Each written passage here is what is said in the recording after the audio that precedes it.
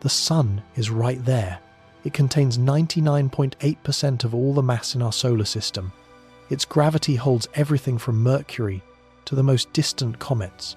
It pulls on you right now, this very second. So why can we not just fall into it? Here is the terrifying answer. You are already moving sideways at 67,000 miles per hour, and that speed makes falling toward the Sun nearly impossible. NASA confirmed it takes 55 times more energy to reach the Sun than it does to reach Mars. Pluto is easier, Jupiter is easier, the edge of the solar system is easier. The most obvious destination in space is secretly the hardest one to reach. If you enjoy journeys that change how you see the cosmos, hit that like button and subscribe. It means more than you know, and it helps these stories reach more curious minds like yours. Now, settle in, get yourself comfortable. Let's begin.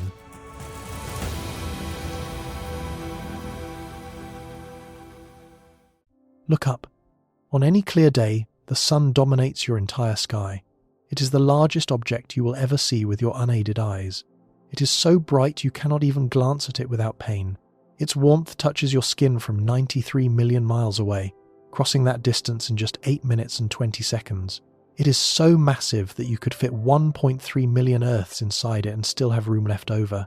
Its gravity reaches out across billions of miles, holding entire planets in their orbits, keeping comets on leashes that stretch to the very edge of interstellar space.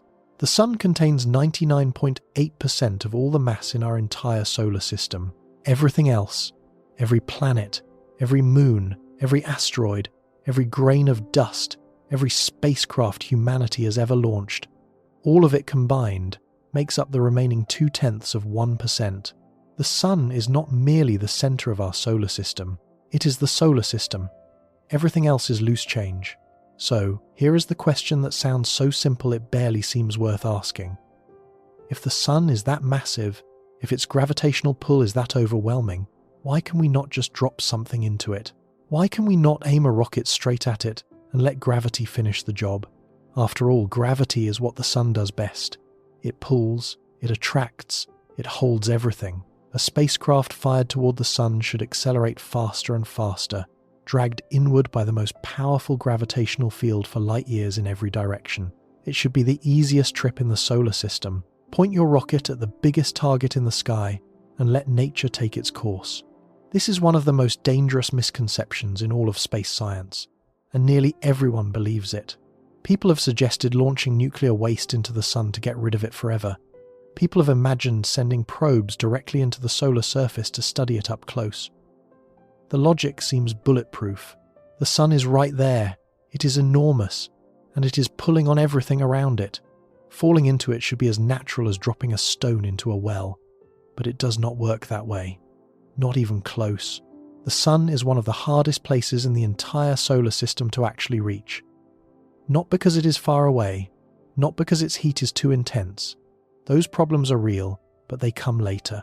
The first and most fundamental problem is something you cannot see, cannot feel, and have probably never thought about.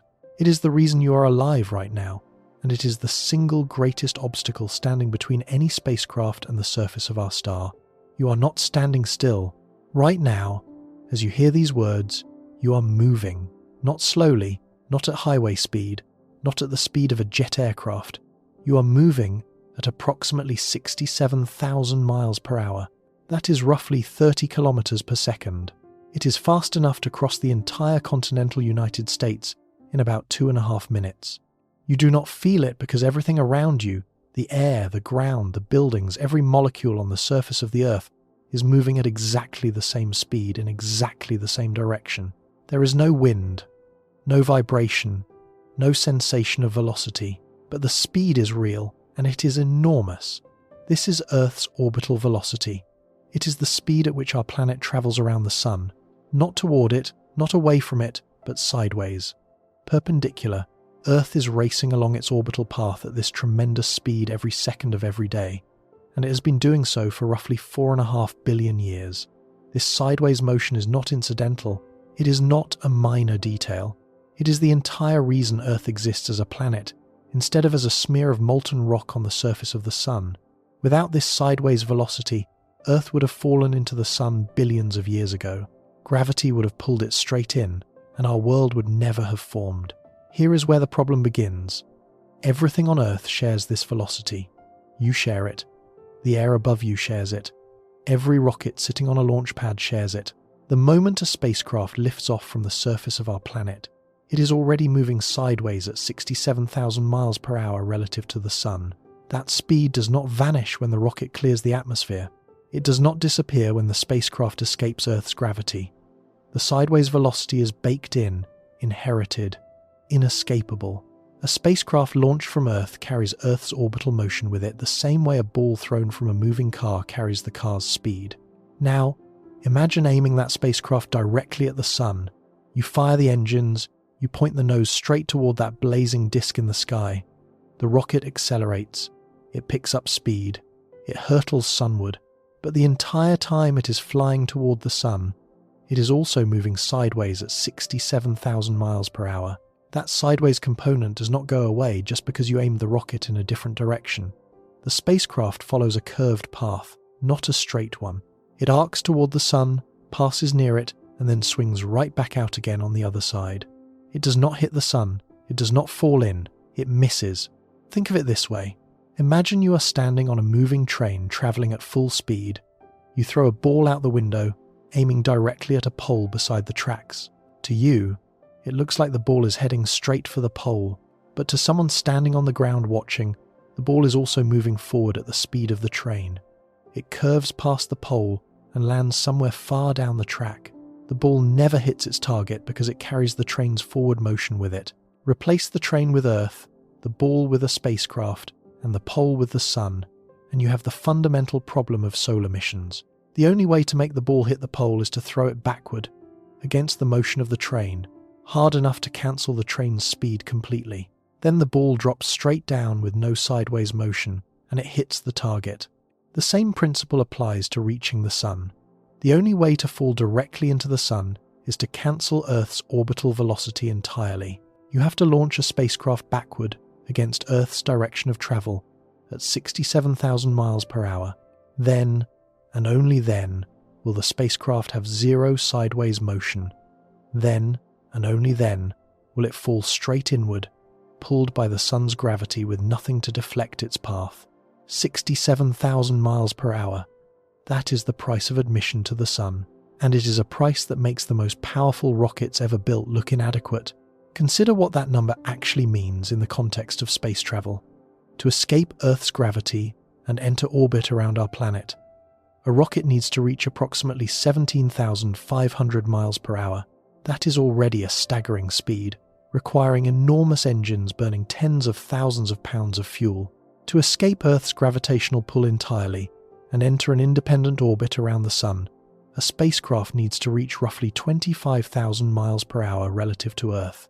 This is what it takes to break free and become a small body in the solar system on its own.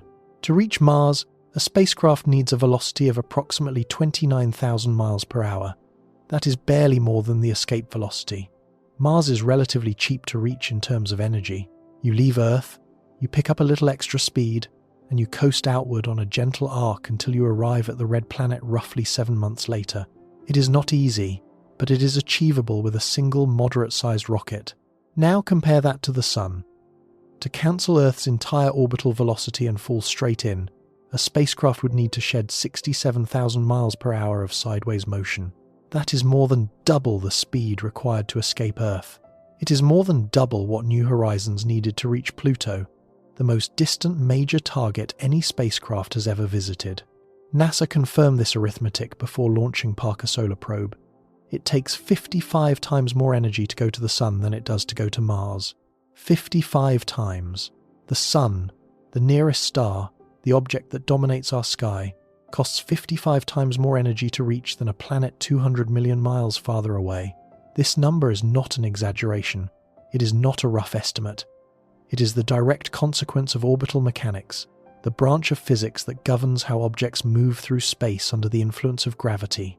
And it reveals something deeply counterintuitive about how the solar system works.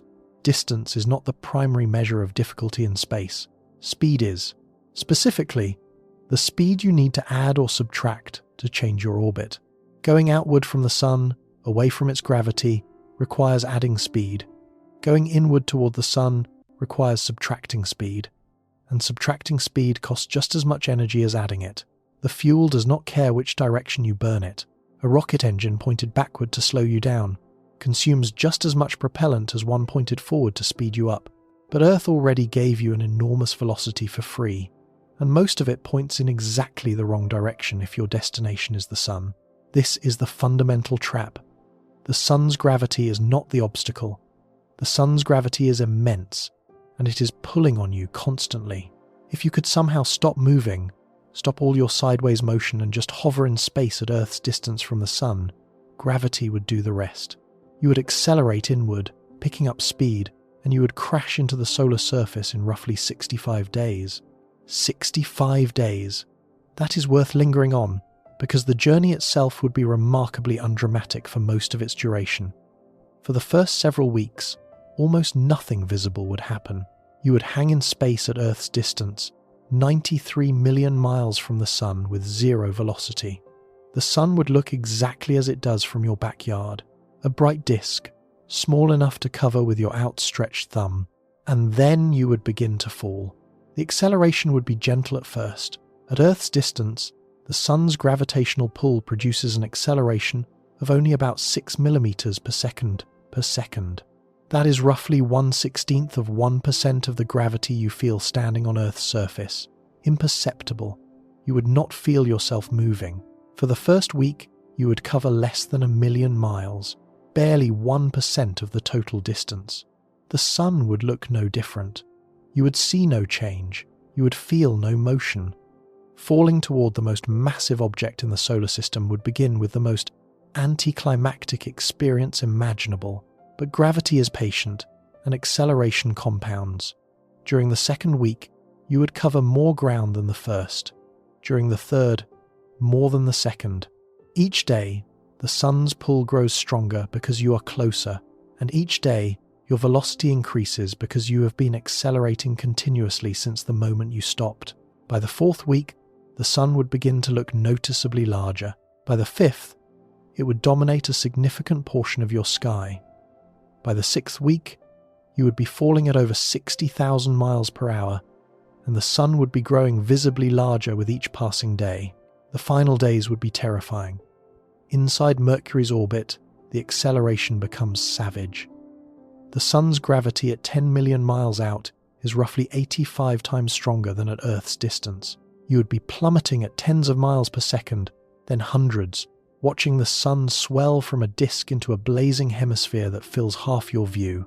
The last few hours would be a free fall at speeds climbing past 200 miles per second and still accelerating. The sun no longer a circle in the sky, but a wall of nuclear fire expanding to swallow everything in front of you. The temperature would climb past anything any material could survive, and then it would be over. The entire journey, from motionless hover to solar impact, would take roughly 65 days. No engines, no fuel, no complicated trajectory, just a straight, accelerating drop from rest into the center of the solar system. Gravity does all the work.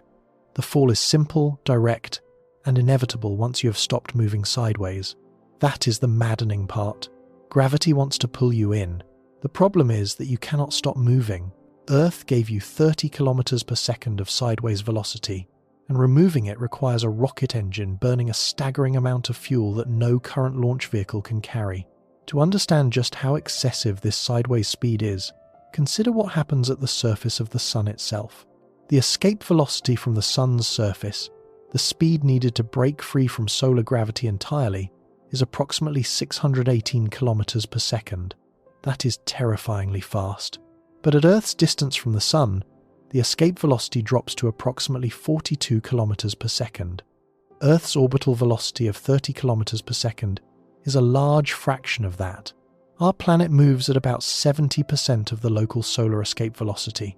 We are not lazily circling the sun at some modest pace. We are whipping around it at a speed that is cosmically significant, a speed that dominates the energy budget of any mission trying to go inward. This inherited velocity shapes everything about solar system exploration. When we send missions to the outer planets, we work with Earth's orbital velocity rather than against it. A spacecraft heading to Jupiter needs to speed up. Earth's 30 kilometers per second gives it a generous head start. Add a few more kilometers per second, and the spacecraft sails outward on a long arc. The sun's gravity slows it down along the way, but the trajectory is manageable. The energy cost is modest relative to what Earth already provided for free. But when we send missions inward toward Mercury or Venus or the Sun itself, we must fight against that same generous head start. Every kilometer per second of sideways speed that remains in the spacecraft's trajectory prevents it from falling closer to the Sun. To reach Mercury's orbit, a spacecraft must shed a significant portion of its inherited velocity. To reach the Sun's surface, it must shed nearly all of it. The deeper you want to go into the Sun's gravity well, the more sideways speed you must remove, and the more energy that removal costs. This is why Mercury, the closest planet to the Sun, was one of the last planets to receive an orbiting spacecraft. Not because it is far away, it is the nearest planet to the Sun, and one of the closest to Earth at certain points in its orbit. But reaching Mercury and slowing down enough to enter orbit around it requires a punishing amount of energy. NASA's Messenger mission, launched in 2004, needed 6 gravity assist flybys across 6.5 years just to slow down enough to be captured by Mercury's gravity. It flew past Earth, Venus, and Mercury repeatedly during that journey, following a winding path that covered billions of miles, all to shed the excess speed needed to reach a planet that orbits less than 40 million miles from the Sun. Messenger did not take a direct route. A direct route would have required more fuel than any available rocket could carry. Instead, it borrowed velocity from planets, trading time for energy, looping through the inner solar system again and again to shed the speed that Earth gave it at launch. This pattern repeats for every mission aimed at the inner solar system. The European and Japanese Bepi-Colombo mission to Mercury, launched in 2018, faces a similarly grueling path.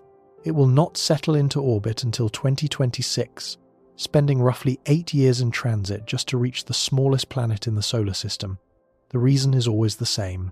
Earth's orbital velocity is too high, and the spacecraft must spend years carefully bleeding it away.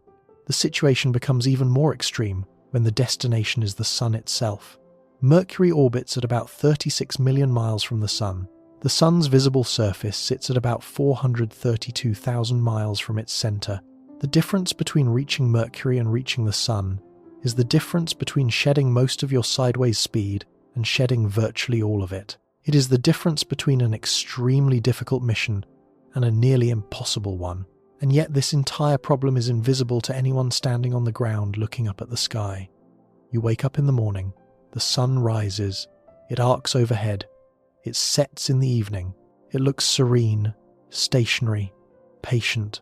It does not look like a target that is almost impossible to hit. It does not look like a destination that requires more energy than Pluto. There is no visible clue that you are hurtling sideways at 30 kilometers per second. No indication that the calm yellow disk above you is embedded in a web of orbital mechanics that turns the simplest sounding trip in space into one of the hardest engineering challenges humanity has ever attempted. The sun's gravity is not the barrier. The sun's heat is not the barrier. The barrier is your speed. The speed you cannot feel. The speed you inherited from a collapsing cloud of gas and dust 4.5 billion years ago. The speed that keeps Earth in its orbit and keeps you alive is the very thing that makes the sun nearly unreachable. Every object on Earth, every rocket on every launch pad, every atom of fuel in every spacecraft ever built starts with 67,000 miles per hour of motion pointed sideways. And until that motion is dealt with, the sun will remain tantalizingly close and almost impossibly far at the same time. But sideways speed is only half the story. The deeper truth is even more counterintuitive. To understand why falling toward the sun is almost impossible, you first need to understand what falling actually means in space. Because it does not mean what you think it does. An orbit is not floating. An orbit is not hovering. An orbit is not sitting in some gentle balance between forces. An orbit is falling, constantly, endlessly, relentlessly falling. And what makes orbit so strange, what makes the sun so hard to reach, is that everything in orbit is already falling toward the sun and missing it at the same time. The physics of that perpetual miss is what transforms the simplest idea in astronomy into one of its deepest puzzles, and it is exactly where we are headed next. There is a mental image most people carry around without even realizing it. When they think about orbiting the sun, they picture a spacecraft floating, drifting, suspended in some calm equilibrium between gravity pulling it inward and some mysterious outward force holding it in place. It looks peaceful. It looks balanced. It looks like the spacecraft is doing nothing, just hanging in space at a fixed distance, going around and around in a lazy circle. This picture is completely wrong. Nothing in orbit is floating. Nothing is balanced. Nothing is held in place by an outward force. There is no outward force. There is only gravity pulling inward relentlessly at every moment. What keeps an orbiting object from falling into the sun is not some counterbalancing push. It is sideways velocity. Pure, raw speed aimed perpendicular to the direction of gravity. Orbit is not the absence of falling. Orbit is falling, constantly, ceaselessly, falling toward the sun and missing it because you are moving sideways so fast that the surface curves away beneath you faster than you can drop toward it. Isaac Newton understood this more than 3 centuries ago. In 1687, he published a thought experiment that still stands as one of the most elegant explanations of orbital motion ever conceived. Imagine a cannon mounted on top of an impossibly tall mountain, high above the atmosphere. Fire the cannonball horizontally. If the velocity is low, the cannonball arcs downward and hits the ground a short distance away. Gravity wins. Increase the velocity and the cannonball travels farther before hitting the ground, because the Earth's surface is curving away beneath it as it flies. Increase the velocity even more and something extraordinary happens. The cannonball falls toward the Earth, but the Earth's surface curves away at exactly the same rate. The cannonball keeps falling, keeps missing, keeps circling. It never hits the ground. It is in orbit. It has not escaped gravity. It has not overcome gravity. It is falling under gravity's full influence every single second. But its sideways speed turns that fall into an endless circle. The beauty of Newton's thought experiment is that it requires no advanced mathematics to grasp. It simply asks you to imagine throwing something sideways fast enough that the ground curves away before the object can land. On a small body like a small asteroid, orbital velocity might be walking speed. You could theoretically stroll yourself into orbit around a rock a mile wide. On the Moon, orbital velocity is roughly 3,700 miles per hour. On Earth, it climbs to about 17,500, and around the Sun, at Earth's distance, it is 67,000 miles per hour. The principle does not change. Only the numbers change, and the numbers around the Sun are enormous. What makes this so difficult to internalize is that falling, in everyday life, always looks vertical. You drop a glass, and it falls straight down. You jump off a diving board, and gravity pulls you into the pool beneath you. Every experience you have ever had with falling involves objects moving toward the center of whatever is pulling them. Straight lines, direct paths. Gravity pulls, objects fall, motion and gravity point in the same direction. But this is only true when sideways velocity is negligible. When you drop a glass, it does have a tiny sideways velocity from Earth's rotation. But that velocity is so small relative to the glass's short fall that it makes no practical difference. The glass falls straight down for all purposes your eyes can detect. Scale the situation up, however, and sideways velocity stops being negligible. It becomes dominant. A cannonball fired from Newton's mountain at orbital speed is still falling. Gravity is still pulling it toward Earth's center with exactly the same force. But the sideways motion is so large that the curvature of the Earth matters. The ground drops away at the same rate the cannonball descends. The fall never ends because the target keeps moving out of the way. This is what happens to every spacecraft launched toward the Sun. It falls. Gravity pulls it inward. The fall is real, but the sideways motion is so enormous that the spacecraft's path curves around the Sun instead of into it. The fall becomes an orbit. The descent becomes a circle, and the Sun, despite being the source of the gravitational pull, remains perpetually out of reach. Not because gravity is too weak, because sideways velocity is too strong. This is what the Earth does around the Sun. This is what every planet does. This is what every asteroid, every comet, Every grain of dust in the solar system does. They are all falling toward the sun. They are all missing. The sideways velocity they carry, inherited from the original spinning cloud of gas and dust that formed the solar system 4.5 billion years ago, keeps them in perpetual free fall around a target they can never hit.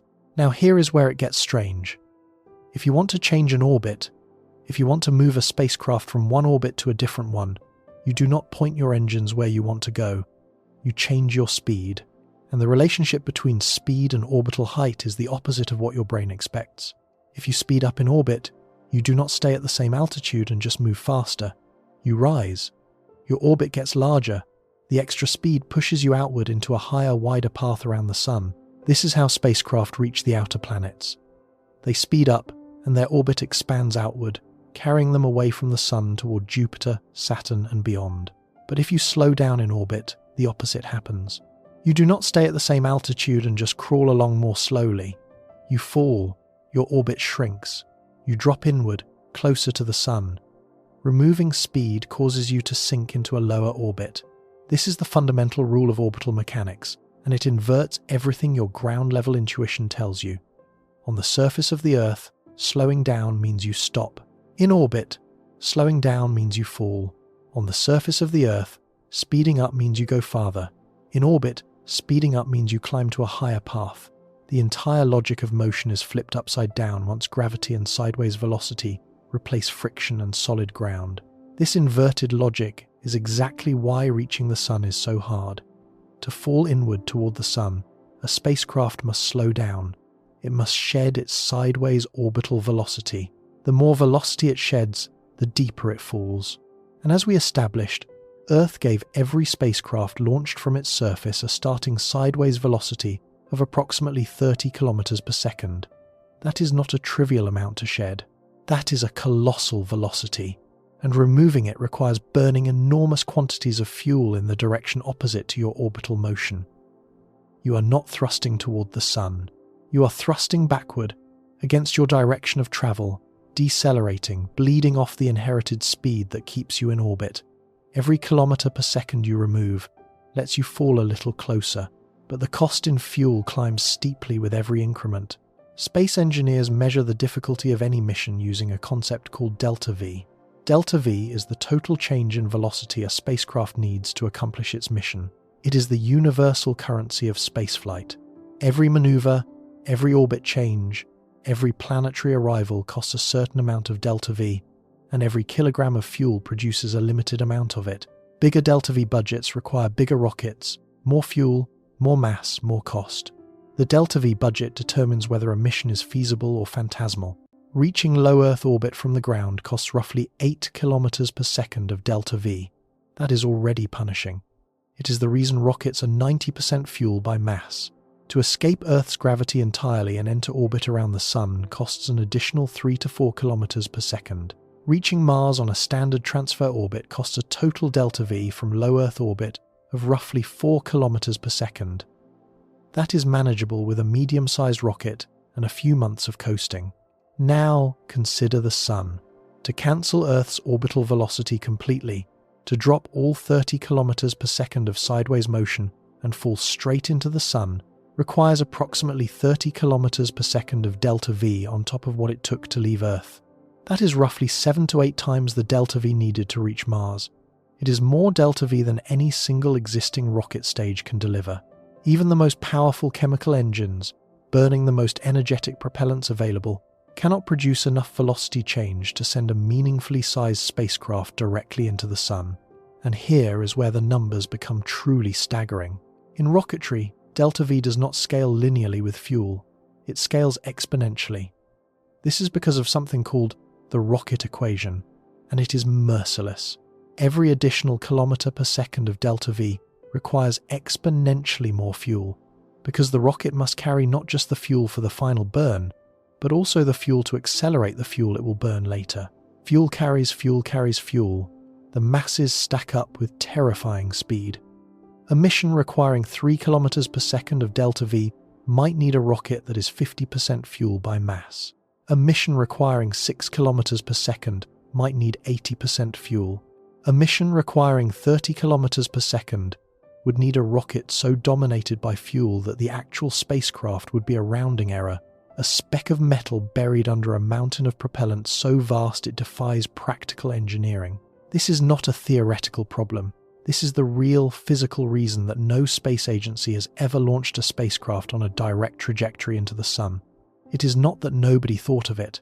It is not that the engineering is slightly inconvenient. It is that the fuel requirements are fundamentally beyond what chemical rocketry can achieve. The math does not close. The rocket equation says no. To understand just how punishing the rocket equation becomes at high delta V, consider a concrete example. Suppose you want to build a spacecraft with a dry mass of 1,000 kilograms, roughly the size of a small car, and you want to send it directly into the sun by cancelling all of Earth's orbital velocity. That requires about 30 kilometers per second of delta V, beyond Earth escape, using the best chemical propellant available, liquid hydrogen and liquid oxygen with an exhaust velocity of roughly 4.5 kilometers per second. The rocket equation tells you how much fuel you need. The answer is appalling. For 30 kilometers per second of delta V, the fuel mass required is approximately 777,000 kilograms for every 1,000 kilograms of spacecraft. That is a ratio of roughly 777 to 1. Your 1,000 kilogram probe would need to launch from Earth orbit, strapped to nearly 800 tons of propellant. For reference, the entire International Space Station, the largest structure humanity has ever assembled in space, weighs about 420,000 kilograms. You would need almost twice the mass of the International Space Station in fuel alone just to send a small car to the sun. And that calculation assumes perfect efficiency. No structural mass for the fuel tanks, no weight for the engines, no plumbing, no guidance systems, no supports. In real engineering, the tanks and engines and structures that hold the fuel add substantial mass, which means you need even more fuel to carry the heavier structure, which means you need still more fuel, and the numbers spiral upward exponentially. The actual mass required would be many times the already absurd theoretical minimum. This is the tyranny of the rocket equation, and it is the reason no space agency has ever seriously proposed a direct-to-sun trajectory for any mission. The fuel requirements do not scale gently, they explode. Double the delta V and the fuel mass does not double. It increases by a factor that can reach into the thousands. The rocket equation is an exponential function, and exponential growth is the most merciless force in mathematics. It is the same growth pattern that makes compound debt unpayable and epidemics unstoppable. Applied to rocketry, it makes high delta V missions physically impossible with chemical propulsion, regardless of how large a rocket you build. Compare this to missions heading outward, away from the sun. These missions have an enormous advantage. Earth's orbital velocity, the same 30 kilometers per second that makes the sun so hard to reach, becomes a free gift for outbound spacecraft. A probe heading toward Jupiter does not need to cancel its sideways speed. It needs to add to it. Earth is already moving at 30 kilometers per second.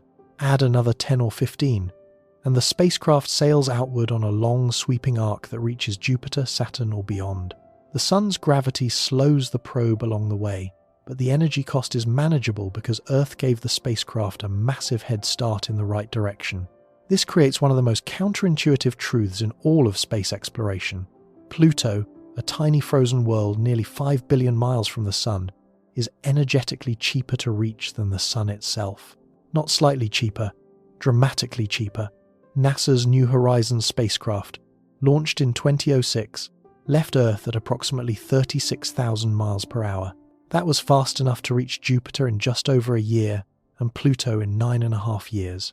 It was the fastest spacecraft ever launched from Earth at the time, but 36,000 miles per hour is only about half the speed needed to cancel Earth's orbital velocity and fall into the sun. New Horizons, the fastest probe ever fired from our planet, was moving at roughly half the required velocity to reach the nearest star, not half the velocity to reach some distant galaxy. Half the velocity to reach an object 93 million miles away that you can see every single morning.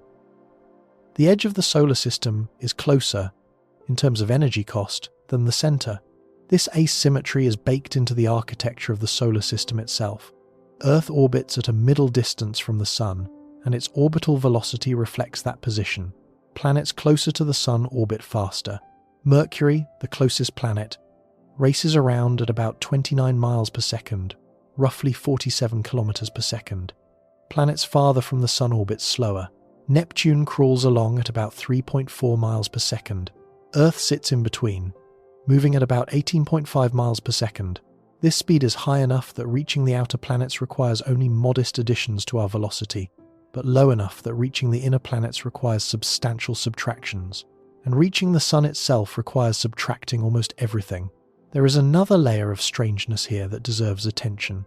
When a spacecraft successfully sheds sideways velocity and drops into a lower orbit closer to the Sun, something paradoxical happens.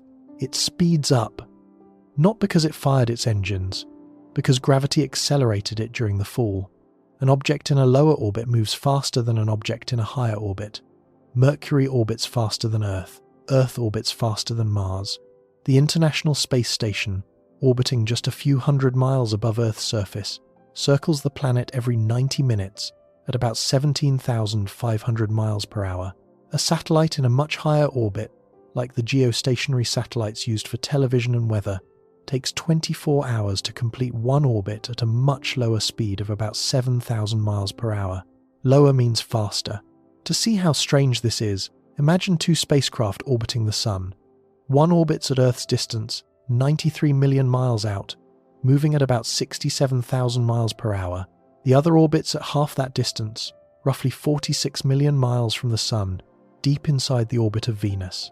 You might expect the closer spacecraft to be moving slower, the way a car driving in a tighter circle on a racetrack might slow down to hold the curve. The opposite is true. The spacecraft at half the distance orbits at approximately 95,000 miles per hour. It is moving 40% faster than the one farther out. Drop the orbit even lower, to Mercury's distance, and the speed climbs to roughly 106,000 miles per hour. Bring it down to Parker Solar Probe's closest approach, 3.8 million miles, and the speed reaches 430,000 miles per hour. The pattern is relentless. Every step closer to the Sun produces a faster orbit. This is because the Sun's gravity strengthens as you approach it, and a faster sideways speed is needed to prevent the object from falling inward. At each altitude, orbital velocity is precisely the speed at which the object falls toward the Sun and misses by exactly enough to maintain its distance. Closer in, gravity pulls harder, so you must move faster sideways to keep missing. Farther out, gravity is weaker, so you can afford to move more slowly. The relationship is mathematical and exact. It is the same relationship that governs every planet, every moon, every ring particle, every piece of debris in the solar system. This means that when a spacecraft burns fuel to slow down and drop into a lower orbit, something deeply unintuitive occurs. It spends energy to decelerate. Its orbital energy decreases, but its speed, measured by a stationary observer, actually increases. The Sun's gravity takes the energy the spacecraft lost in altitude and converts it into kinetic energy with ruthless efficiency. The spacecraft arrives at its new orbit moving faster than when it started, even though it burned fuel to slow down. This is not a trick. It is not an illusion.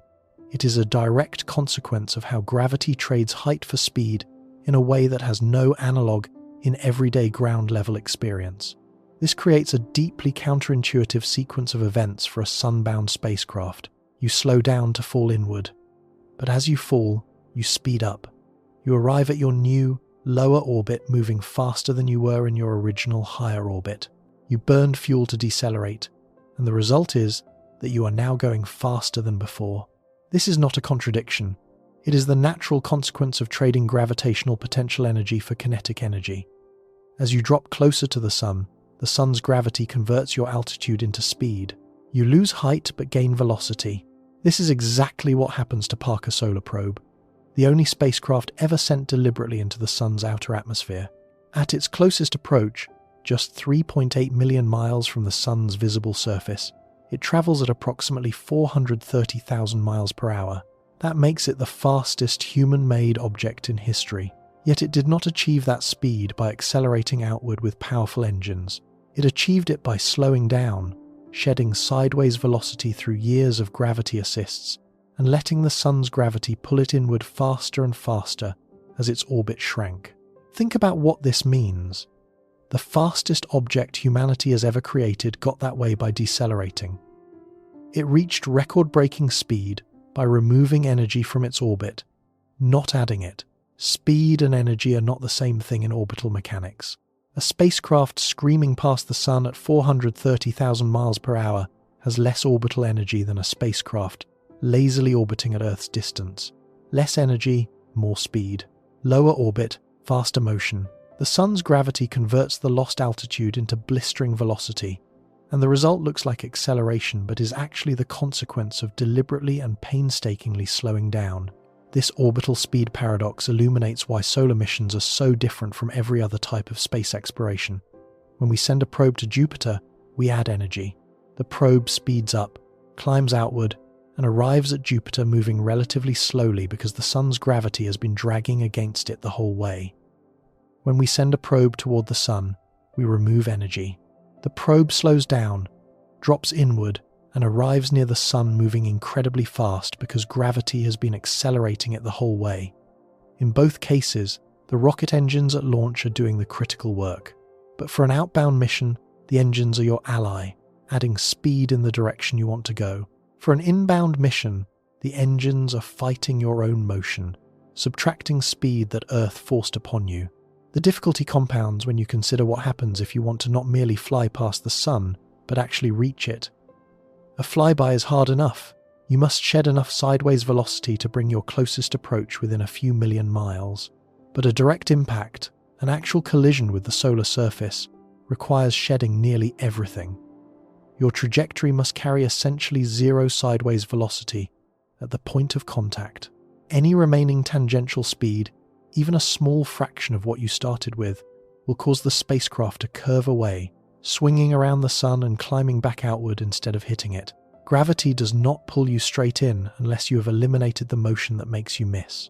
This is why the casual idea of launching nuclear waste into the Sun collapses under scrutiny. It is not merely expensive, it is energetically absurd. A single launch of a medium-sized payload directly into the Sun would require a rocket many times larger than anything humanity has ever constructed.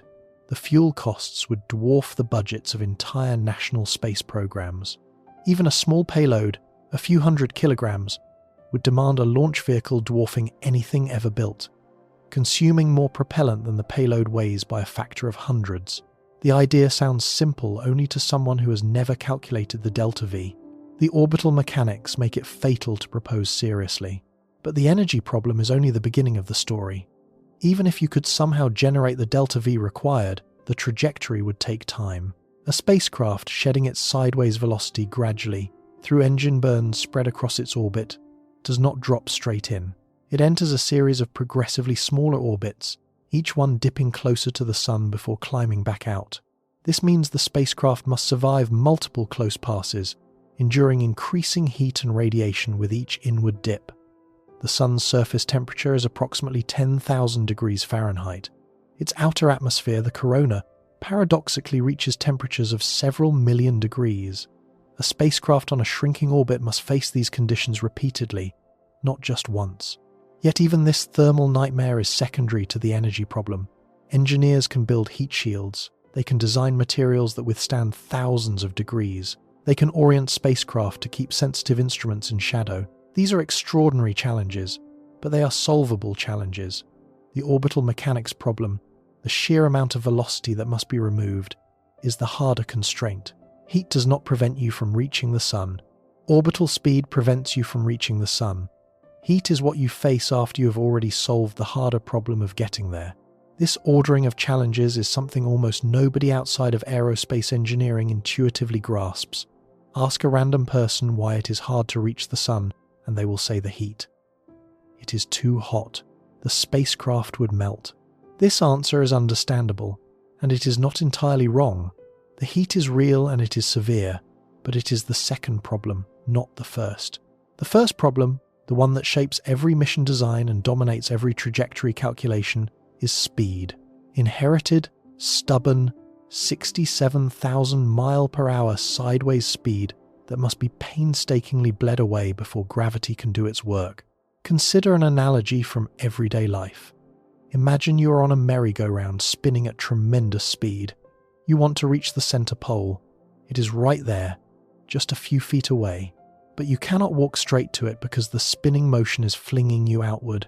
Every step you take toward the center is fought by the outward pull of the rotation. To reach the pole, you must first slow the merry-go-round down. You must reduce the spin. Only then can you walk inward without being flung back. The pole was never far away. The obstacle was always the motion, not the distance. The sun is our pole.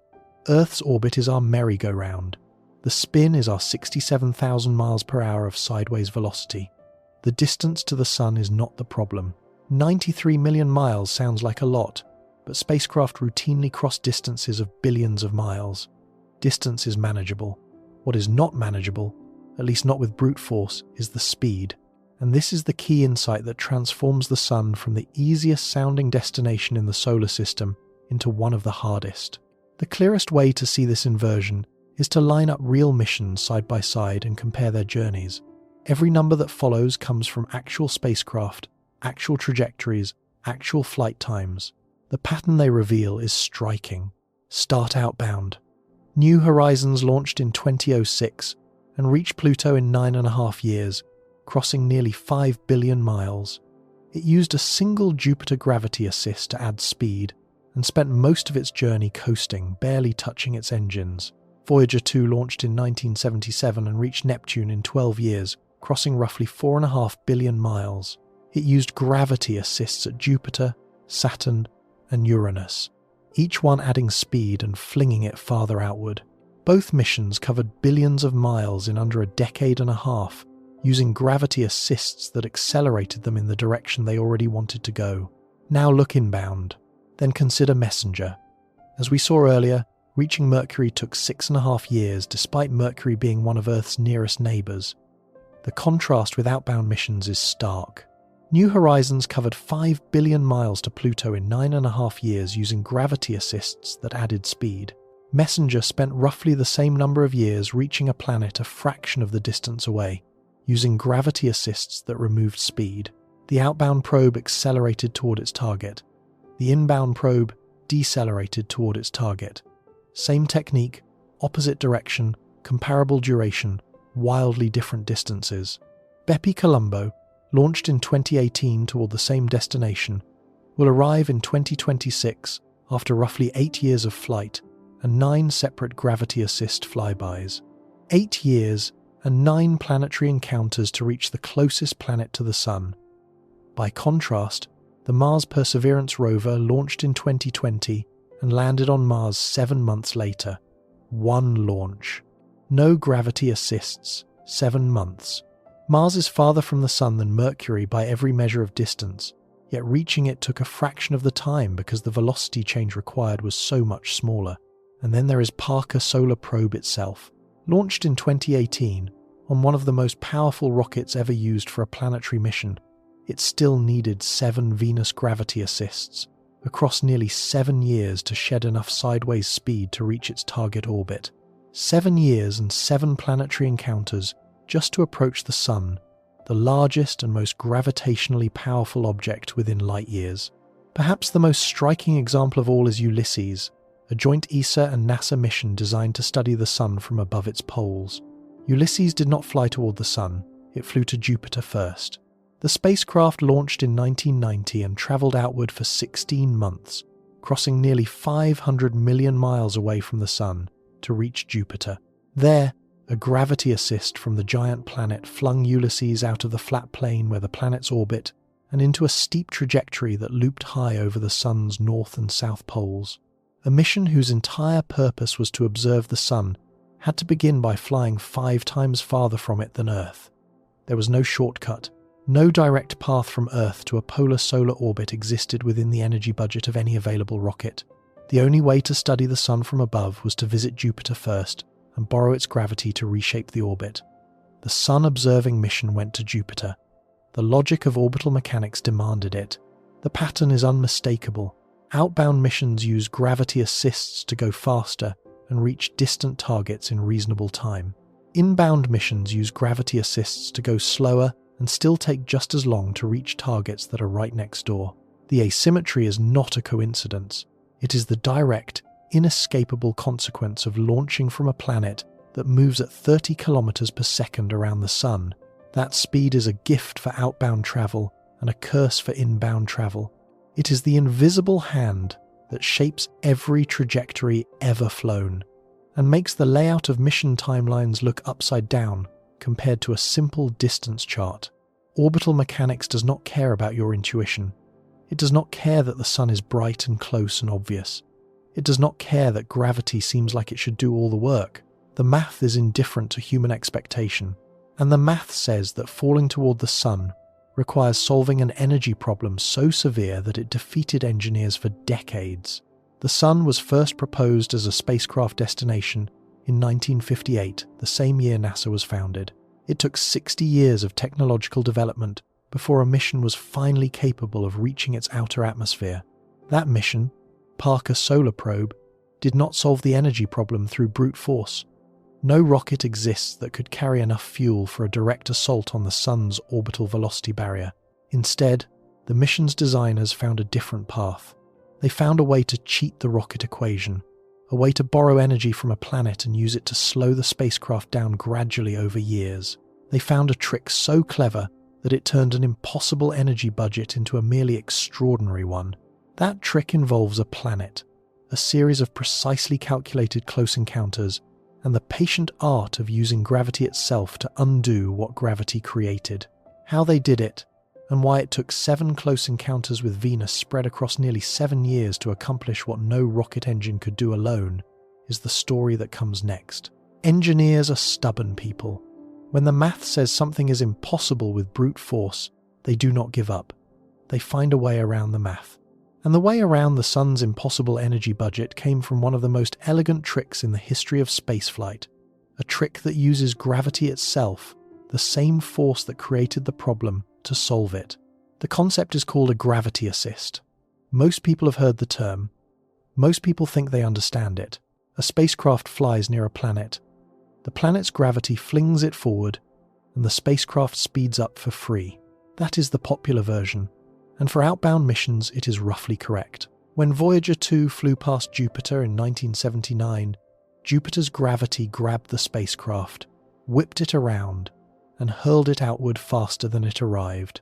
The planet acted like a cosmic slingshot, adding velocity without burning a single drop of fuel. This technique has been used to send spacecraft to Saturn, Uranus, Neptune, and beyond. It is one of the great enabling technologies of deep space exploration. But what most people do not realize is that gravity assists can work in reverse. A spacecraft can fly past a planet and come out slower than it went in. Not faster. Slower. Instead of borrowing velocity from the planet, the spacecraft deposits velocity into the planet. It gives energy away. The planet, being incomprehensibly more massive than any spacecraft, does not noticeably change its orbit. The transfer is like a mosquito landing on a freight train. The freight train does not slow down, but the mosquito, our spacecraft, loses a meaningful fraction of its speed. This reverse gravity assist is the key to reaching the Sun. Instead of using a planet to speed up and climb outward, you use a planet to slow down and fall inward. You fly past the planet in a specific geometry, approaching from a carefully calculated angle, and the planet's gravity bends your trajectory in a way that removes sideways orbital velocity. You come out of the encounter moving slower relative to the Sun than you were before. Your orbit shrinks, you fall a little closer, and then you come back around and do it again. But why does this work? What is actually happening during a gravity assist that allows a spacecraft to gain or lose speed without burning any fuel? The answer lies in the planet's own motion. Venus orbits the Sun at approximately 78,000 miles per hour. It is not sitting still in space. It is moving, carrying its own enormous gravitational field along with it at high speed. When a spacecraft approaches Venus, it does not simply fall into a stationary gravity well, it falls into a moving gravity well. And the direction from which the spacecraft approaches, relative to Venus's direction of travel, determines whether the encounter adds or subtracts velocity. Picture Venus racing along its orbit. If a spacecraft approaches from behind, catching up to Venus and passing it from the trailing side, it enters the gravity well, from a direction that allows Venus to pull it forward. The spacecraft gains speed relative to the Sun. This is the classic slingshot, the kind used to hurl probes toward Jupiter and beyond. But if the spacecraft approaches from the front, flying into Venus's oncoming path, the encounter works in reverse. Venus's gravity pulls the spacecraft backward, relative to its direction of travel around the Sun. The spacecraft exits the encounter moving slower than it entered. It has transferred some of its orbital energy to Venus. The planet, being roughly 5 trillion kilograms, absorbs this energy without any measurable change to its own orbit. But the spacecraft, weighing less than a billionth of Venus's mass, experiences a significant velocity reduction. The key insight is that gravity by itself cannot change a spacecraft's speed in a lasting way. If Venus were frozen in place, motionless in space, a spacecraft falling toward it would accelerate on the way in and decelerate by the exact same amount on the way out. The two effects would cancel perfectly. The spacecraft would leave with exactly the same speed it arrived with, just aimed in a different direction. Gravity, acting alone around a stationary body, is a perfectly elastic interaction. No net energy transfer occurs. What breaks this symmetry is the planet's own orbital velocity. Because Venus is moving, the gravitational interaction is not symmetric in the Sun's reference frame. The spacecraft's speed relative to Venus is the same going in and going out, but Venus itself has moved during the encounter. This motion shifts the reference frame in a way that allows a net change in the spacecraft's speed relative to the Sun. The energy comes from, or is deposited into, Venus's orbital motion. The planet either speeds up or slows down by an immeasurably tiny amount, and the spacecraft experiences the corresponding opposite change. Conservation of energy is preserved. Conservation of momentum is preserved. No laws are broken. The only trick is geometry, choosing the right approach angle so that Venus's motion works for you instead of against you. For Parker Solar Probe, every Venus encounter was designed so that the spacecraft approached from a direction that allowed Venus to pull it backward against its orbital motion around the Sun. Each flyby was a carefully choreographed surrender of speed, a precisely aimed fall into Venus's moving gravity well that stripped away thousands of miles per hour of sideways velocity and let the spacecraft sink a little deeper toward the Sun.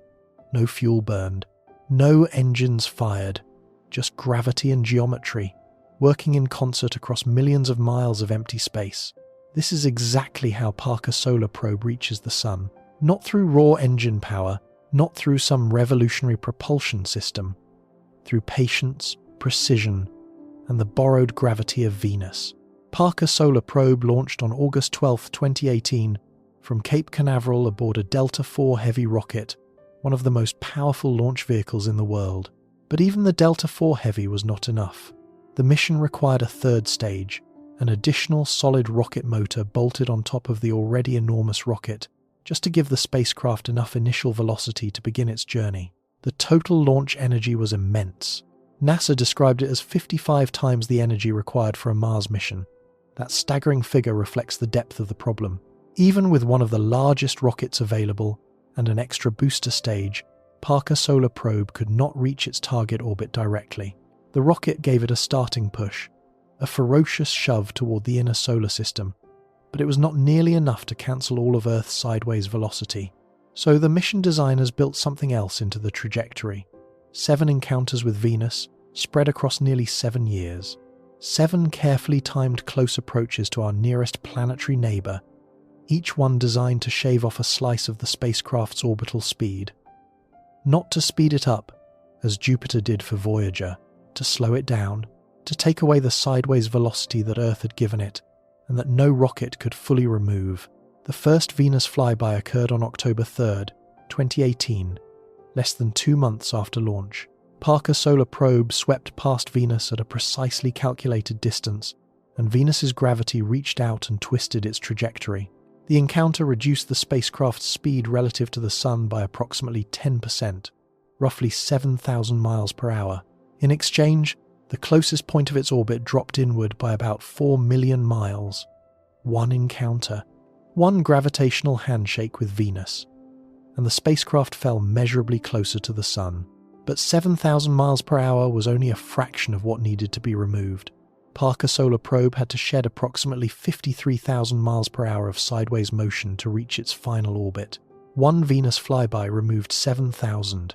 The remaining 46,000 had to come from 6 more flybys, each one nudging the orbit a little tighter, each one trimming a little more speed, each one sending the spacecraft on a slightly smaller loop that dipped closer to the Sun before climbing back out to Venus's distance for the next encounter. Think of it as climbing down a staircase. Each Venus flyby is one step down. The spacecraft descends one level, loops around in its new, slightly smaller orbit, returns to Venus, and takes another step down. The staircase is not steep. Each step removes only a modest amount of velocity. But after 7 steps, the accumulated effect is transformative. The spacecraft's closest approach to the Sun drops from an initial distance of about 15 million miles all the way down to 3.8 million miles. That final number is extraordinary. 3.8 million miles from a surface that blazes at 10,000 degrees Fahrenheit, closer than any human-made object has ever been to any star. The 7th and final Venus flyby took place on November 6, 2024, after more than 6 years of patient orbital trimming. Parker Solar Probe passed within roughly 240 miles of Venus's cloud tops, threading through a gravitational keyhole with exquisite precision. This last encounter set up the spacecraft's ultimate orbit, the tightest loop it would ever fly around the Sun. On December 24, 2024, Parker Solar Probe made its record-breaking closest approach, skimming through the Sun's outer atmosphere, the corona, at a distance of just 3.8 million miles from the visible surface. At that distance, the spacecraft was traveling at approximately 430,000 miles per hour. That is roughly 119 miles per second. Fast enough to travel from New York to Los Angeles in about 20 seconds. Fast enough to circle Earth in under 4 minutes. It became the fastest human-made object in history, and it achieved that blistering speed not by accelerating outward, but by falling inward. Every Venus flyby that slowed its sideways motion allowed the Sun's gravity to pull it deeper and accelerate it further. The spacecraft traded orbital energy for proximity, and the Sun's gravitational well converted that proximity into staggering velocity. By December of 2025, Parker Solar Probe had completed its 26th close approach to the Sun at the same record distance and speed. The spacecraft was healthy. Its instruments were gathering data from inside the corona. The mission was functioning exactly as designed, proving that the gravity assist strategy worked, that patience and precision could overcome an energy barrier that no chemical rocket could breach alone. The moment of closest approach on December 24, 2024, was among the most dramatic events in the history of space exploration. For weeks beforehand, the mission team at Johns Hopkins Applied Physics Laboratory knew that Parker Solar Probe would be flying through the most extreme environment any spacecraft had ever entered, the corona, the superheated outer atmosphere of the Sun, a region where temperatures climb into the millions of degrees and the solar wind is still accelerating outward from the surface. No probe had ever gone this deep. No instrument had ever operated this close. Every prediction about what would happen was based on models and simulations that had never been tested at this distance. As the spacecraft plunged toward perihelion, communication became impossible. The intense solar radiation near closest approach overwhelmed the spacecraft's ability to transmit signals. For several days around the flyby, Parker Solar Probe was on its own, autonomous, unreachable. The software systems on board had to manage every aspect of survival independently, keeping the heat shield pointed at the Sun, adjusting the solar array angles, monitoring instrument temperatures, all without any input from Earth. Even if ground controllers had wanted to send a command, the signal would have taken roughly 8 minutes to arrive, and by then the situation could have changed catastrophically. The team waited. On December 26th, more than 2 days after closest approach, a beacon tone arrived. Parker Solar Probe's transmitter sent a simple coded signal back to Earth through NASA's Deep Space Network. The tone carried a single piece of information: the spacecraft was alive and healthy. In the Mission Operations Center, the confirmation was met with relief and celebration. The probe had survived. It had punched through the corona at 430,000 miles per hour, endured temperatures of 2,500 degrees Fahrenheit on its heat shield, and emerged on the other side. With its instruments intact, and its data recorders full. The data from that encounter and from the subsequent perihelion passes at the same record distance in March, June, September, and December of 2025, revealed the Sun's atmosphere in unprecedented detail. The WHISPER instrument, Parker Solar Probe's wide-field camera, captured images of the solar wind streaming outward from the corona in real time, showing structures and turbulence that had never been photographed before. Scientists could see coronal streamers, massive arcs of magnetized plasma reaching outward from the solar surface, from a vantage point inside the structures themselves. It was the difference between studying a hurricane from a satellite photograph and standing inside the eye wall. But Parker Solar Probe is not the only mission that has wrestled with this problem. The difficulty of reaching the inner solar system has haunted every mission aimed sunward. Messenger, NASA's mission to Mercury, faced a nearly identical challenge. Mercury orbits just 36 million miles from the Sun, closer than any other planet. You might expect that reaching it would be straightforward. It is nearby, it is visible to the naked eye. Ancient civilizations tracked it across the sky for thousands of years. But getting a spacecraft into orbit around Mercury turned out to be one of the most complex trajectory problems in the history of planetary exploration. Messenger, launched on August 3rd, 2004, it did not arrive at Mercury until March of 2011. The journey took 6.5 years. During that time, the spacecraft travelled approximately 4.9 billion miles, nearly the same distance as a trip to Pluto, to reach a planet that is, at its closest, only about 48 million miles from Earth. The reason for this enormously circuitous path was the same reason Parker Solar Probe needs Venus. A spacecraft travelling from Earth to Mercury picks up speed as it falls toward the Sun. By the time it reaches Mercury's orbit, it is moving far too fast to be captured by Mercury's weak gravity. It would scream past the planet and swing back outward, never entering orbit. To slow down enough for Mercury's gravity to grab it, Messenger needed to shed an enormous amount of velocity. The mission designers solved this the same way Parker Solar Probe's designers did, gravity assists. But Messenger needed even more of them. The spacecraft performed 1 flyby of Earth, 2 flybys of Venus, and 3 flybys of Mercury itself, before it was finally moving slowly enough to fire its engines and settle into orbit around the tiny planet. 6 gravity assists across 6.5 years, each one carefully designed to strip away a little more speed, to nudge the orbit a little lower, to bring the spacecraft incrementally closer to its target without overshooting. The European-Japanese mission Bepi Colombo, launched in 2018 toward the same destination, faces an even longer journey. It requires 9 gravity assist flybys, 1 of Earth, 2 of Venus, and 6 of Mercury, before it can enter orbit.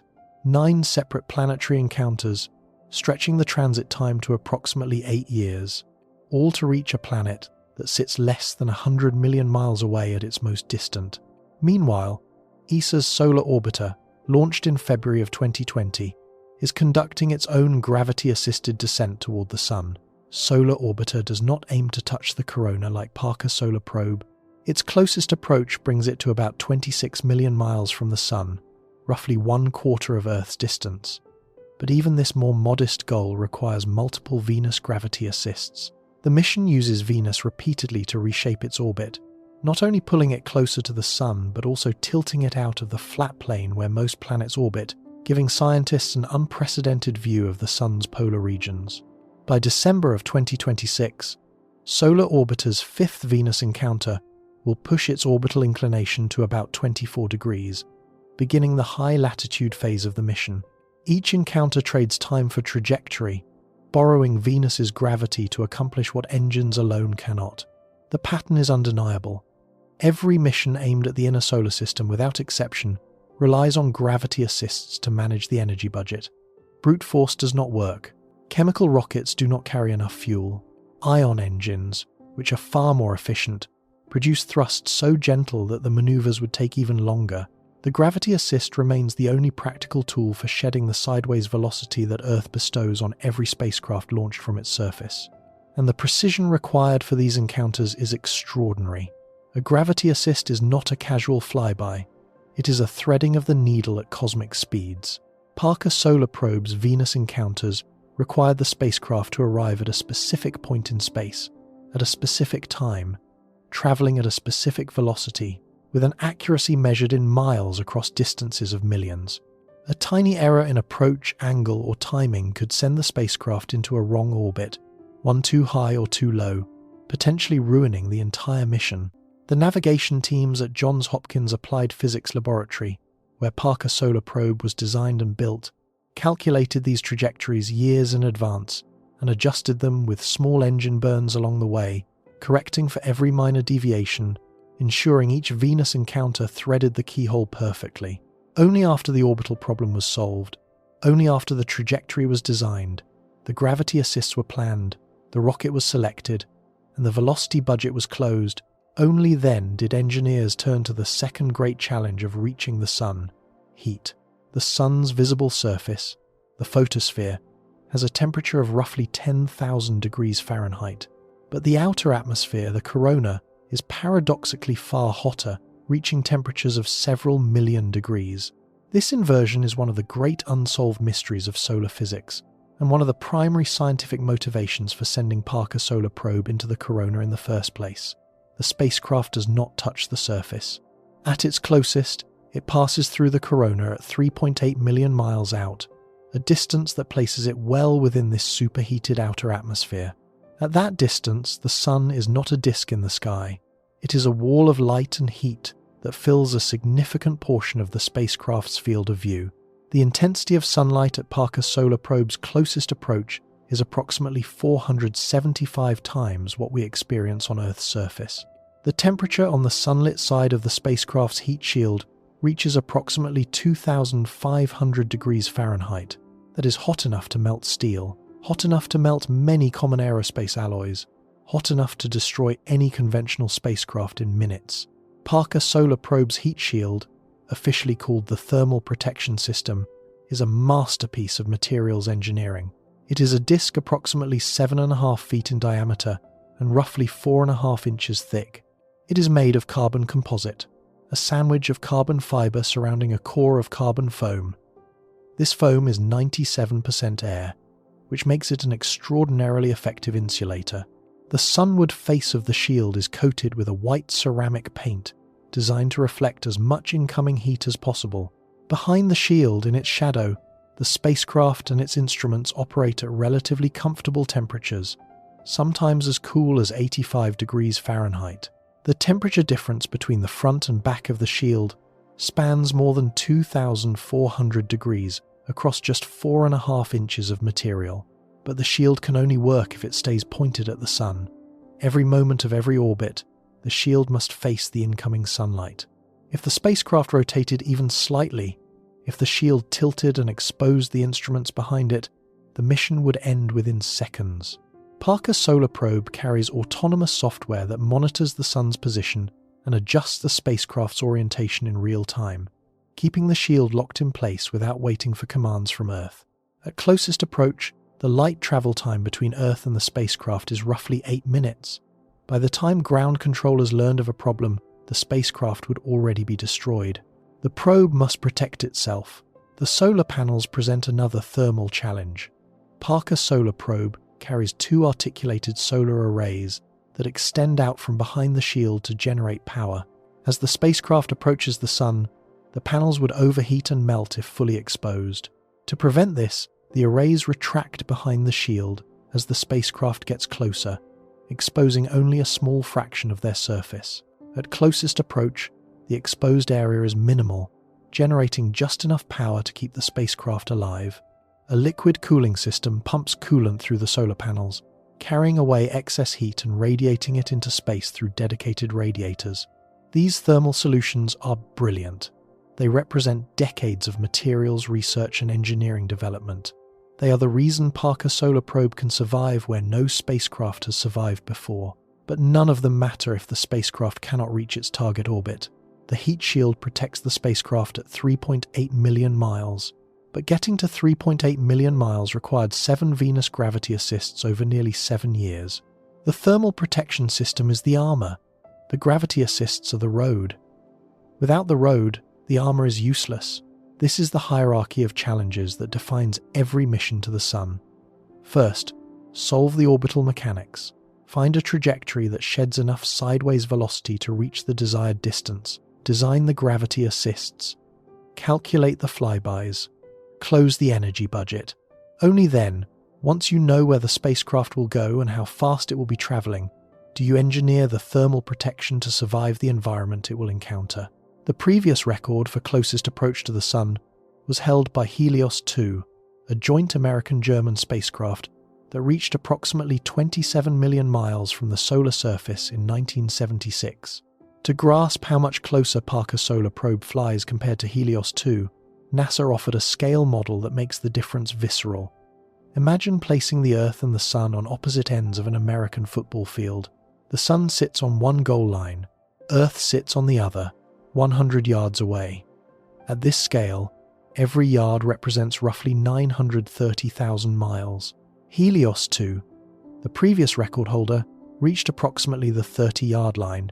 It crossed 70% of the field but stopped nearly a third of the way from the Sun's end zone. For 42 years, no spacecraft came closer. Then Parker Solar Probe arrived and flew all the way to the 4-yard line. Not the 30, not the 20, not the 10, the 4. It closed that remaining distance between the 30 and the 4, a gap that looks small on a football field, but represents roughly 23 million miles of additional penetration into the Sun's gravity well. 23 million miles deeper into an environment of escalating heat, radiation, and solar wind intensity, achieved not through a more powerful rocket, but through a more patient and precise trajectory. The football field makes the achievement tangible in a way raw numbers cannot. Helios 2 was impressive. Parker Solar Probe is in a different category entirely. That record stood for more than 4 decades. Not because engineers lacked the ability to build a better heat shield, not because materials science had stagnated. The record stood because no one had solved the orbital mechanics problem cheaply enough to justify a mission. Heat shields improved steadily over those decades. Carbon composites, ceramic coatings, active cooling systems, all of these technologies matured, but the trajectory problem remained. The delta-V budget for a closer approach was too large. The gravity assist sequences were too complex. The mission design was too expensive. It took until 2018, 60 years after NASA first proposed a solar probe, for all the pieces to come together. The rocket, the trajectory, the heat shield, the autonomous guidance software, the cooling system, the solar panel design, every element had to work simultaneously. A failure in any one would doom the mission. Parker Solar Probe succeeded where decades of proposals had failed because it solved both problems at once. The gravity assists handled the orbital mechanics. The thermal protection system handled the heat. The spacecraft was named for Eugene Parker, the astrophysicist who first predicted the existence of the solar wind in 1958. It was the first NASA mission ever named after a living person. Eugene Parker was 91 years old when he watched his namesake spacecraft launch from Cape Canaveral on that August morning in 2018. He passed away in 2022, having lived to see his spacecraft enter the corona of the star, whose wind he had predicted more than 60 years earlier. The mission has already transformed our understanding of the Sun. During its record-breaking close approaches, Parker Solar Probe discovered structures in the solar magnetic field called switchbacks, sudden reversals in the direction of the magnetic field that fold back on themselves. Scientists had theorized about such features but had never observed them directly. The spacecraft traced these switchbacks to magnetic funnels on the Sun's visible surface, connecting phenomena in the corona to structures on the photosphere for the first time. In 2024, scientists announced that the fast solar wind, one of 2 main types of outflowing solar material, is partly powered by these magnetic switchbacks, contributing to a mystery that had persisted for 50 years. The spacecraft also flew through coronal mass ejections, massive eruptions of solar material that blast outward from the Sun at millions of miles per hour. These eruptions drive space weather events that can damage satellites, disrupt power grids on Earth, and endanger astronauts in space. By flying through these events near their origin, Parker Solar Probe provided data that will help scientists predict when and how severely these eruptions will impact Earth. Understanding space weather is not merely academic. It is a matter of infrastructure protection and human safety, and it depends entirely on data gathered by a spacecraft that spent years patiently bleeding off sideways velocity through encounters with Venus. One of the most significant questions Parker Solar Probe is helping to answer involves the coronal heating problem, one of the oldest unsolved puzzles in astrophysics. As we mentioned earlier, the photosphere sits at roughly 10,000 degrees. Logic would suggest that as you move away from the surface, the temperature should drop. That is how every other heat source in ordinary experience works. A campfire is hottest at the flames and cooler as you step away. But the sun defies this logic entirely. Above the photosphere, the temperature rises. It climbs through the chromosphere and then explodes upward in the corona, reaching several million degrees. The outer atmosphere is hundreds of times hotter than the surface beneath it. This makes no thermodynamic sense under simple assumptions. Heat should not flow from a cooler surface to a hotter atmosphere. Something must be injecting energy into the corona from below, heating it through mechanisms that bypass the ordinary rules of temperature gradients. For decades, scientists proposed theories. Magnetic waves propagating upward from the surface might carry energy into the corona and dissipate it as heat. Small-scale magnetic eruptions called nanoflares might provide constant bursts of energy too small to detect individually but collectively, powerful enough to maintain coronal temperatures. The switchback structures Parker Solar Probe discovered added a new candidate to the list. The sudden magnetic field reversals might release stored energy as they straighten out, dumping heat into the surrounding plasma. But Parker Solar Probe's observations complicated the picture. Data from the closest approaches showed that switchbacks are abundant in the solar wind beyond the corona, but largely absent inside it. If switchbacks were generated at the sun's surface by colliding magnetic fields, as one leading hypothesis suggested, they should be even more common inside the corona. Their absence there suggests they form farther out, generated by turbulence in the solar wind itself rather than by surface processes. This finding, published by researchers at the University of Michigan, ruled out one of the leading explanations for coronal heating, narrowing the field but not yet solving the mystery. The coronal heating problem remains open, and Parker Solar Probe's continued close passes are gathering the data needed to distinguish between the surviving hypotheses. Each perihelion provides measurements of plasma density, temperature, magnetic field strength, and particle velocity at distances where no instrument has ever operated before. The answers to a question that has puzzled solar physicists for more than 80 years may finally emerge from data collected 3.8 million miles from the solar surface by a spacecraft that required 7 Venus gravity assists, and nearly 7 years of patient trajectory shaping just to get close enough to look. Beyond the coronal heating mystery, Parker Solar Probe is reshaping our understanding of how the solar wind escapes the sun's gravitational grip. The sun's gravity at its surface is roughly 28 times stronger than Earth's. Any material leaving the surface must fight against that pull. The solar wind, a continuous stream of charged particles flowing outward from the corona at speeds ranging from 200 to 500 miles per second, somehow manages to break free. How it acquires enough energy to overcome solar gravity has been debated since Eugene Parker first predicted the solar wind's existence in 1958. Parker Solar Probe, by sampling the wind at its source for the first time, is providing the measurements needed to finally understand the acceleration process. Early results suggest the acceleration is not smooth or uniform. It is turbulent, patchy, and driven by complex interactions between magnetic fields and plasma that vary from one region of the corona to the next. Every single one of these discoveries was made possible by solving the orbital mechanics problem first. No breakthrough in solar physics, no magnetic switchback observation, no coronal mass ejection measurement would exist without the gravity assist trajectory that brought the spacecraft close enough to observe them. The science came second. The orbital trick came first. Without the trick, there is no science. And here is what makes the entire story so remarkable. The sun is the most visible, most obvious, most dominant object in the human sky. It rises every morning. It crosses overhead every afternoon. It has been worshipped by civilizations for millennia. It is closer to Earth than any star will ever be.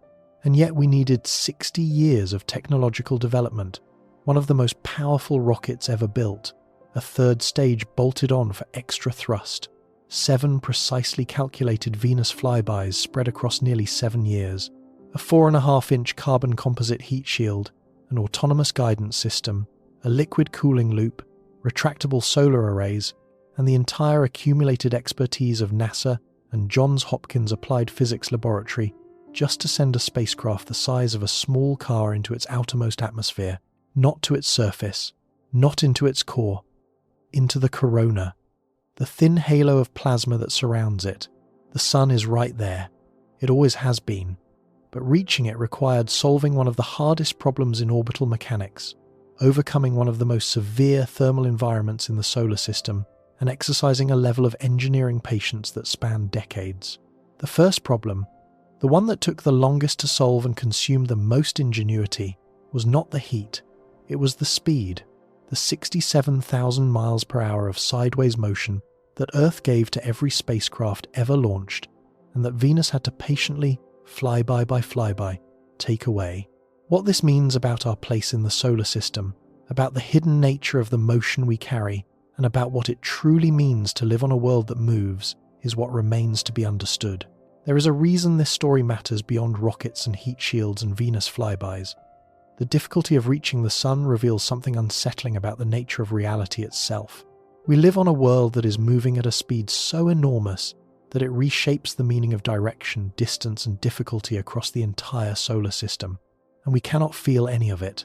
Stand outside on a calm afternoon. There is no wind. The ground beneath your feet feels perfectly still. The trees do not lean. The buildings do not shake. Your coffee sits undisturbed on the table. Every sensory signal your brain receives tells you the same thing. You are stationary. You are at rest. The world around you is fixed and solid and motionless.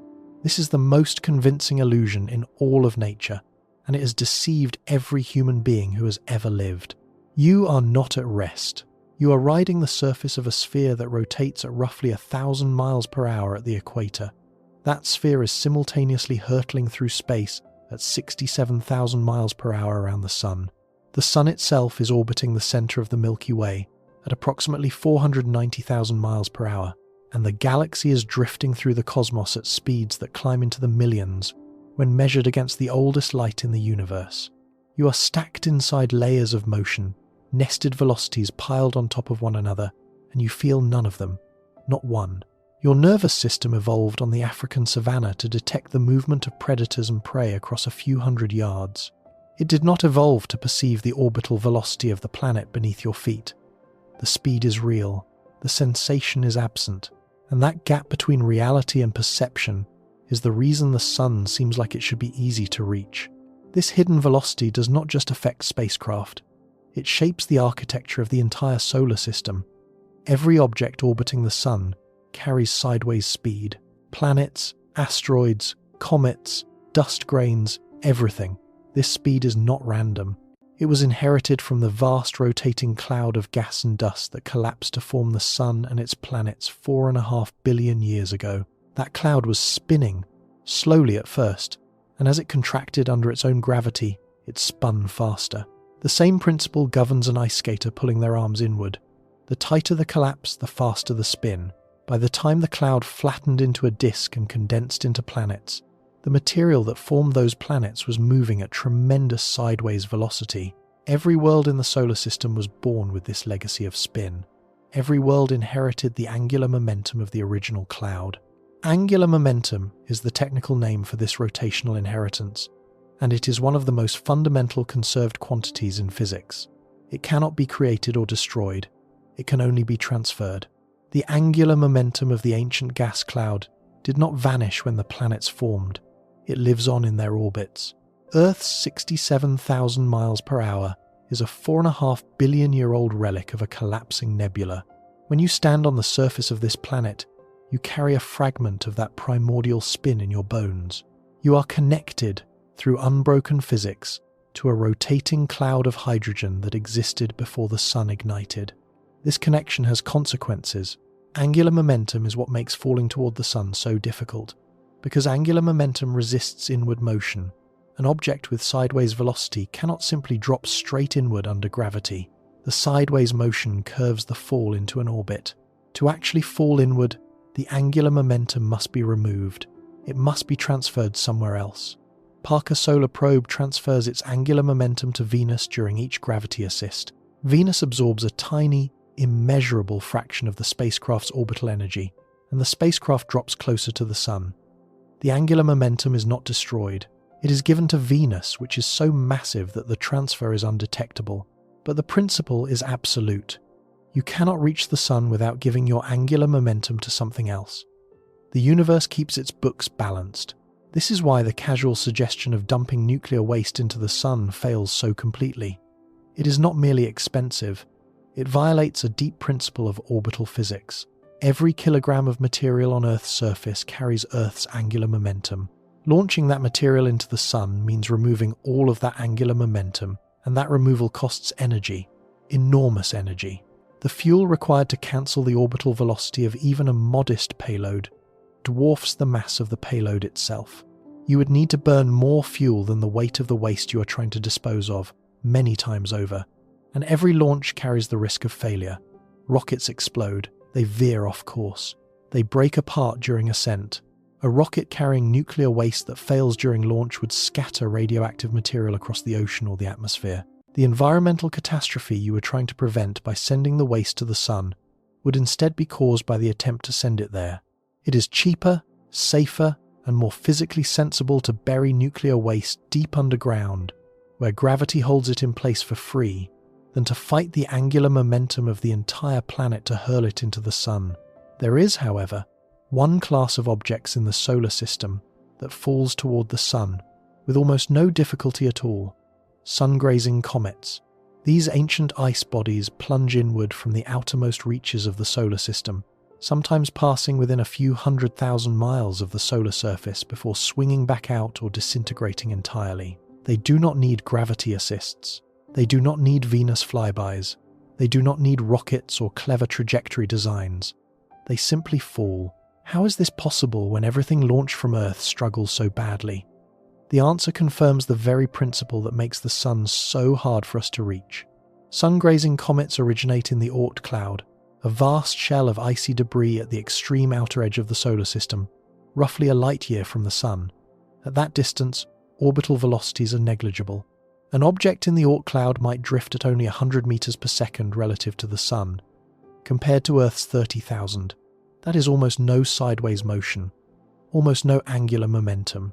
When a gravitational perturbation, perhaps from a passing star or the tidal pull of the galaxy, nudges one of these comets inward, it begins to fall almost straight toward the Sun. There is virtually no sideways speed to curve the trajectory into a wide orbit. The comet drops inward on a nearly radial path, accelerating under the Sun's gravity for thousands of years, arriving in the inner solar system at tremendous speed, on a trajectory that skims the solar surface before climbing back out on an orbit that may take millions of years to complete. The sungrazer proves the rule by satisfying its conditions. It can fall toward the Sun because it started with almost no angular momentum. It was born in the slow, cold, distant outskirts where orbital velocity is negligible. Everything launched from Earth starts with 30 kilometers per second of sideways speed. The comet starts with essentially zero. That single difference explains why a dirty snowball from the edge of interstellar space can plunge past the Sun's surface, while a spacecraft carrying humanity's most advanced technology cannot get within 3.8 million miles without 7 years of preparation and 7 planetary encounters. The universe does allow things to fall toward the Sun. It simply requires that they carry almost no sideways motion when they begin. Anything born on Earth, built on Earth, or launched from Earth inherits a velocity so large that falling sunward becomes one of the most energy-expensive maneuvers in all of spaceflight. The comets that graze the Sun are the exception that illuminates the rule. They fall because they were never moving sideways. We cannot fall because we always are. The difficulty of reaching the Sun also illuminates something unexpected about the layout of the solar system. We tend to think of the solar system as a series of destinations arranged by distance. Mercury is close, Mars is farther, Jupiter is very far, Pluto is incredibly far. This mental map suggests that close destinations should be easy and far destinations should be hard. But orbital mechanics inverts this completely. The difficulty of reaching a destination depends on how much you need to change your velocity, not how far away it is. And velocity changes are most expensive when you are moving against Earth's orbital motion, which means inward trips toward Mercury, toward Venus, toward the Sun are energetically brutal. Outward trips benefit from Earth's velocity. You are already moving fast. Add a little more speed and you coast outward on long arcs. The Sun's gravity slows you down along the way, but gently. Inward trips fight Earth's velocity. You must subtract speed. You must burn engines backward. You must shed the very momentum that Earth gave you. The closer your destination is to the Sun, the more speed you must remove, and the steeper the energy cost becomes. The result is a solar system where the nearest star is harder to reach than the most distant planet, where the brightest object in the sky is more inaccessible than a frozen rock 5 billion miles away, where the most obvious direction you could possibly travel, straight down toward the gravitational center of everything, is the direction that costs the most energy to follow. This inversion challenges something fundamental about how humans process the world.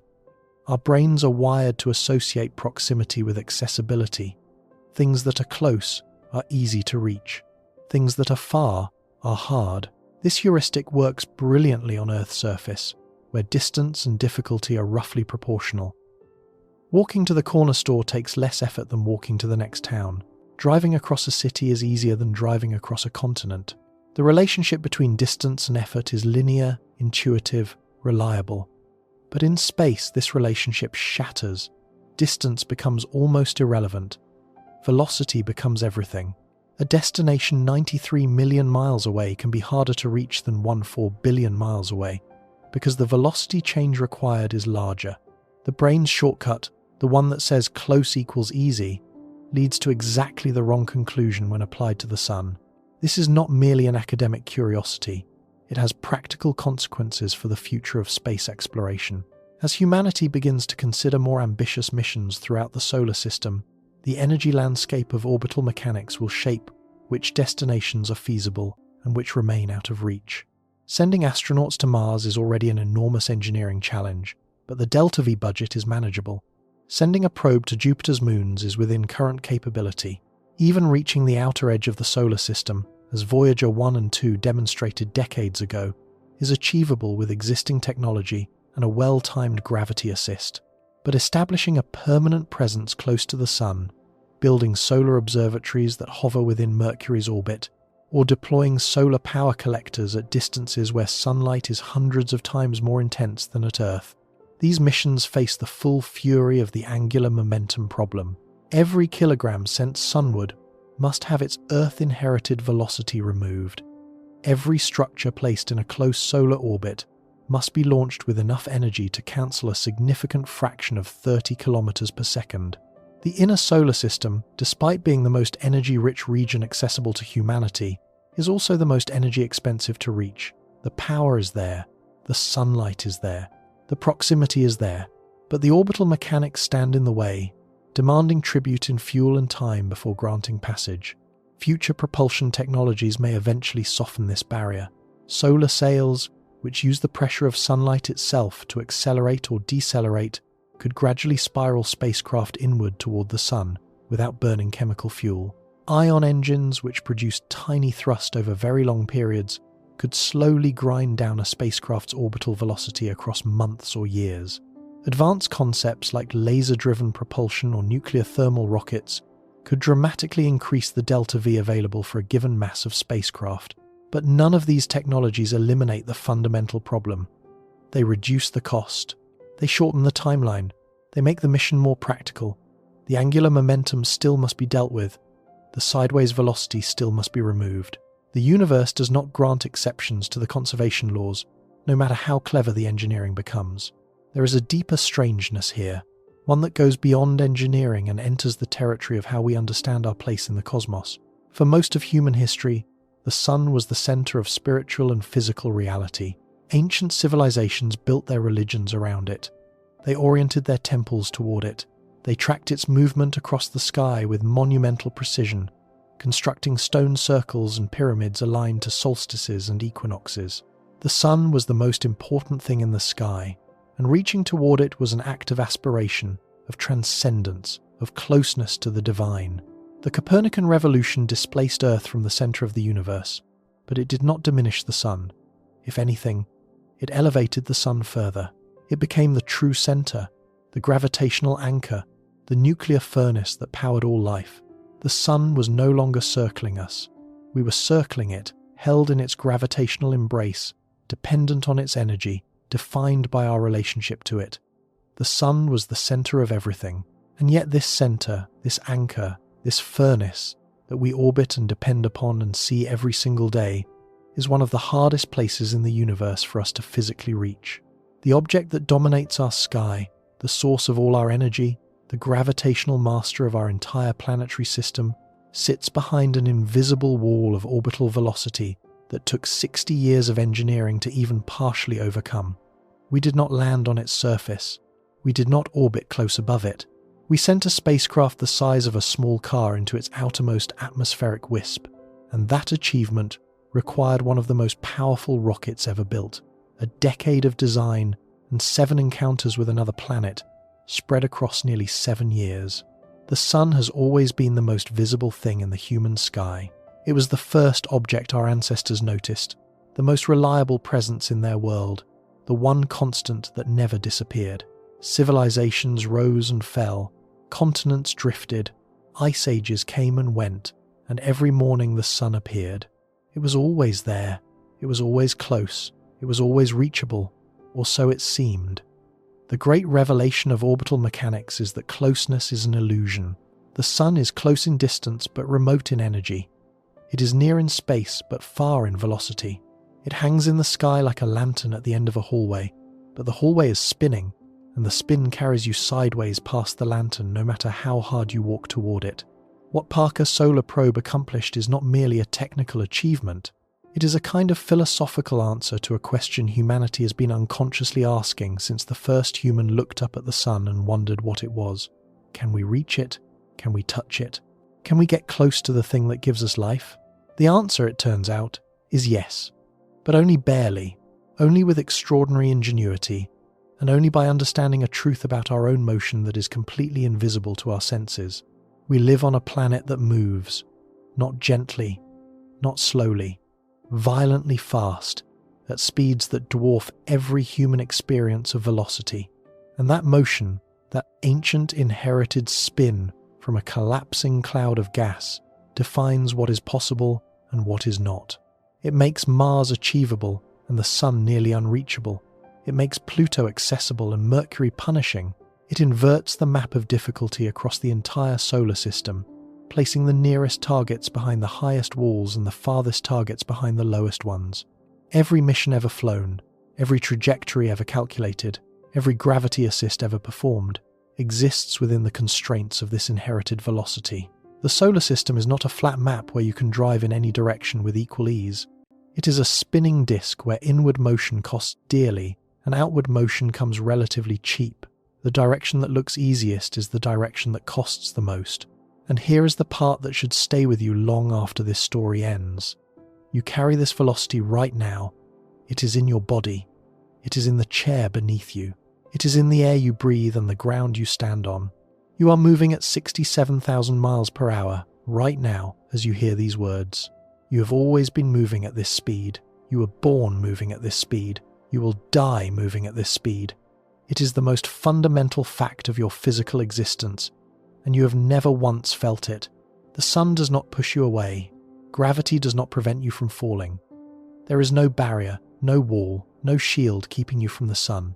There is only your own motion, the tremendous, silent, invisible sideways velocity that Earth gave you the moment you came into existence. That velocity is your orbit. It is your path. It is the reason you circle the sun instead of plunging into it. It is the reason you are alive, because without it, the Earth would have fallen into the sun before life ever began. And it is the reason the sun, the closest star, the brightest light, the most obvious target in the entire sky, remains one of the most difficult destinations any spacecraft can attempt to reach. The frightening truth is not that the sun is far away. It is not. The frightening truth is not that the sun is hot.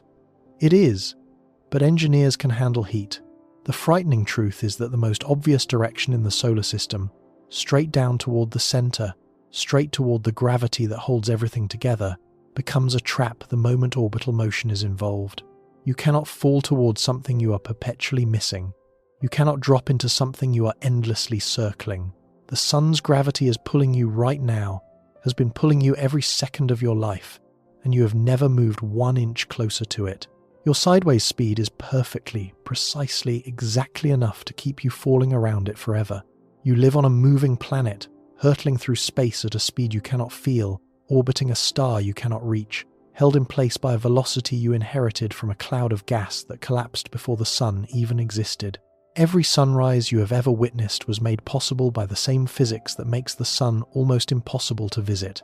The beauty above your head and the barrier to reaching it are the same thing. The speed that keeps you alive is the speed that keeps the sun away. That is the strangeness of this story. Not that the sun is dangerous, not that space is hard, but that the simplest question a child can ask, why can we not just fall into the sun, has an answer so deep that it reaches back 4.5 billion years to a spinning cloud in interstellar space, connects to the most fundamental conservation laws in physics, defeated the world's best engineers for 6 decades, and reveals that the most familiar object in the human sky is one of the most alien destinations in the solar system. The sun is right there.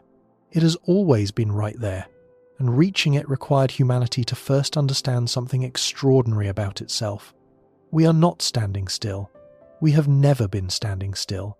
We are falling, endlessly, sideways, around a star we can see but barely touch, carried by a speed we inherited from the birth of the solar system, moving too fast to fall the one direction that should be easiest.